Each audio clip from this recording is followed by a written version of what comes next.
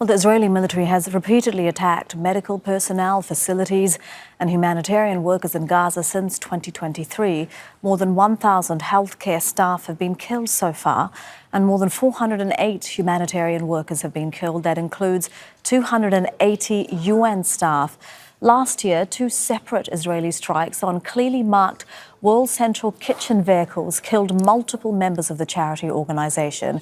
According to the Geneva Convention, launching an intentional attack on healthcare professionals in conflict zones amounts to a war crime. And the International Court of Justice has found that it is plausible Israel has committed acts that violate the Genocide Convention. The ICJ is currently investigating Israel on accusations of genocide. That decision could take years. Geoffrey Nice is a human rights lawyer. He's previously worked at the International Criminal Tribunal for the former Yugoslavia, and he's joining us from Canterbury in the UK. Always a pleasure to have you with us on Al Jazeera, Mr. Nice. Thank you for your time. Firstly, your reaction to this video, which shows the paramedics clearly travelling in vehicles that belong to emergency services, and even shows them wearing reflective gear before coming under intense and prolonged gunfire.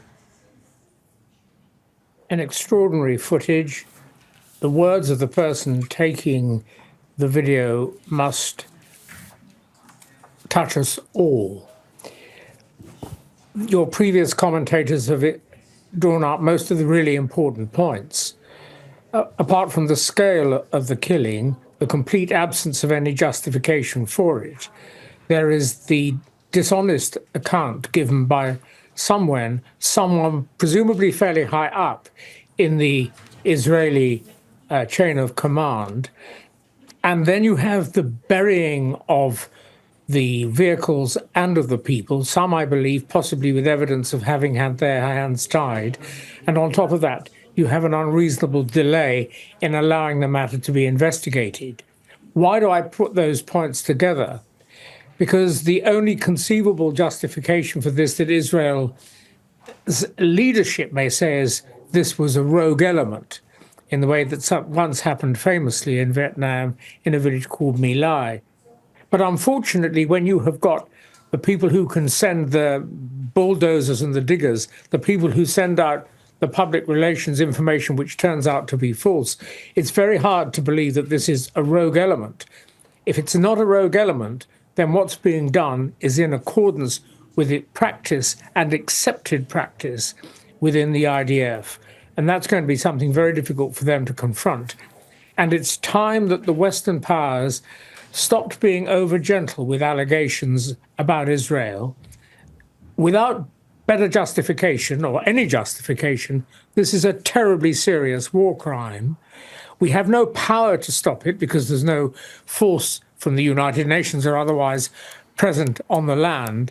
And the only way that this sort of conduct can be stopped is by the Western powers, I would like to say including America, but I may be being entirely unrealistic if I were to say that, using their powers first to encourage the proper investigation by an international court, and second, to pour condemnation on Israel for what it's doing. Yes, there are hostages who must be released. That doesn't account for this at all.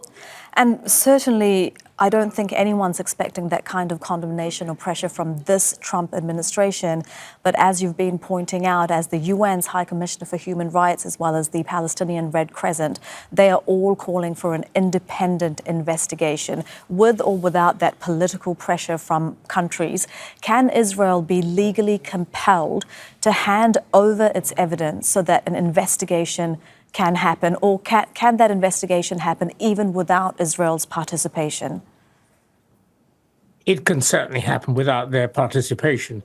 Apart from the evidence already available, you've also, I think, somewhere got either a satellite or a drone view, which at the moment one country is holding back on national security grounds, and no doubt plenty of other evidence from bystanders whose evidence will percolate out of Gaza and into the free world. So it's certainly possible for the investigation to be done outside of Israel. And it can be done by the International Criminal Court. Despite all the easy rhetoric used against it by those with an interest, this is an independent court. staffed by professional lawyers and judges who look at evidence and make objective decisions. It should probably be dealing with this. But then you have the associated problem revealed by the withdrawal of Hungary from the ICC. Is there going to be a move by countries, perhaps those countries aligned with the United States of America, that would like to see the end of international law, the end of the International Criminal Court? Is there a risk that they will succeed, not just in saving Netanyahu, for example, from prosecution as an individual, but removing the whole business of international law where accountability can be effected in cases like this? So a huge amount involved here, turning points both evidentially, but I think part of a turning point. Why do I think it's part of a turning point more generally? Because if this is shown to be not a rogue element, but part of the proper policy-driven activity of the IDF, if it is, then is that happening because the IDF believes that it is already free from risk of international oversight by something like the International Criminal Court? Have we reached the position where the populist governments that oppose the international world order are thought to be in the ascendant? And so somebody like Netanyahu or whoever was ultimately responsible for this particular massacre can say, there's no law that's going to catch us. And given what you're saying, if people like Netanyahu, if populist governments like that in Hungary, which have said that they're going to pull out of the International Criminal Court because Netanyahu is visiting, and if they were part of the International Criminal Court, they would have to arrest him. Given this situation, how important is it that there's accountability for the international laws and the system that's in place that is supposed to protect innocent civilians, healthcare workers around the world? Well, it's extremely important.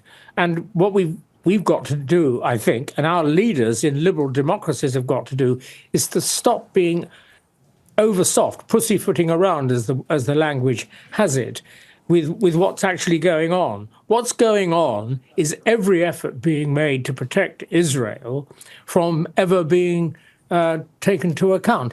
I repeat, the October 23 events are inexcusably wicked and criminal. The remaining hostages must be released.